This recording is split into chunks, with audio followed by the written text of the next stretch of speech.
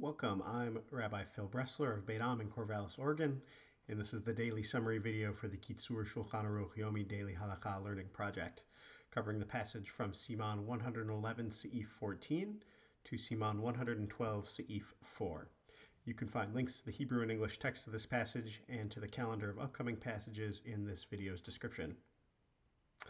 We continue our discussion today of Bidikat Chametz, searching for Chametz. If you are in the habit of storing wheat, if you know that it's not chametz when you store it, even if some of it becomes chametz while it's in storage, you don't actually have to empty the pits or wherever it is you're storing it and search for it.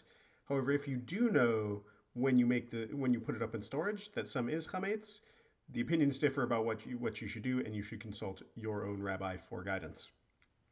If you have a chicken coop and it's kind of wet in there, don't feed your chickens grain in your chicken coop in the 30 days before Pesach. Some of it might get wet, turn to chametz, and you are pretty likely to forget that there's some chametz there and go clean it up.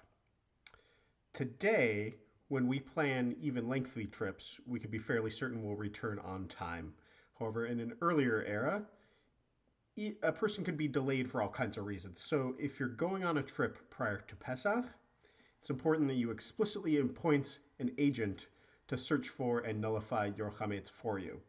It sounds kind of like a big oof to me. I thought getting asked to help somebody else move was already bad, but having to search for and nullify their chametz for them, as well as my own, that's a big ask. If you have a bit of an oopsie and you find chametz in your house during Pesach, what you should do with it depends on which day of Pesach it is. If it's Chol HaMoed, that is the middle, either 4 or 5 days of the week, depending on whether you keep 7 or 8 days of Pesach, you should take it out and burn it. If it is a kazait, that's an olive-sized amount or larger, maybe you can say al biur chametz, the blessing over nullifying chametz again. The Kitzur thinks so. Mishnah Berurah comes and says that you actually shouldn't.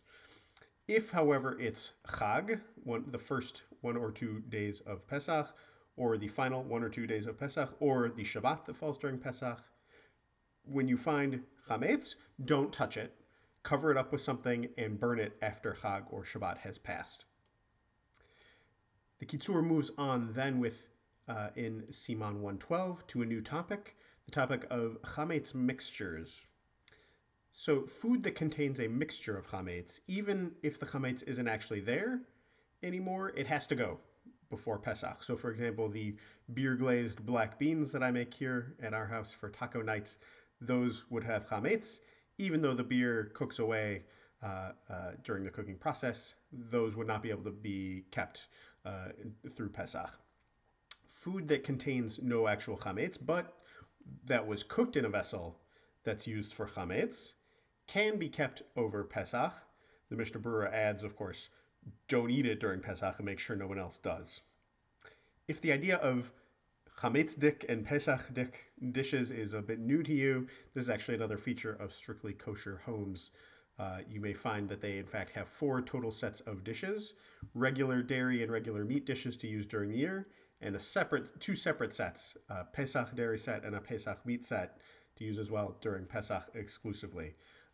Kashrut law is very strict about the character of dishes, not only about meat and dairy, but especially about chametz and non-chametz for Pesach use.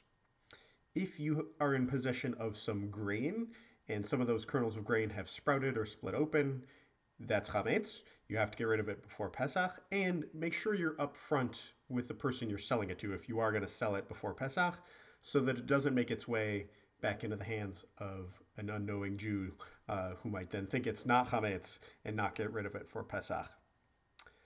Clothing starch, not something I use much these days, but I think some people still do. Clothing starch isn't chametz because it's not food.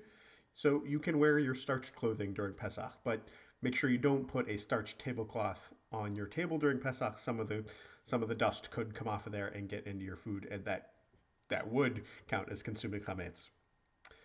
More things that have chametz but aren't themselves food include paste. Apparently you can make paste from grain that would be otherwise chametz. However, still it's okay to paste stuff up For example, Kitzur talks about pasting paper to windows. You can paste stuff up and leave it throughout Pesach as long as the paste is covered up. It's not chametz and it's out of view. That's all for today.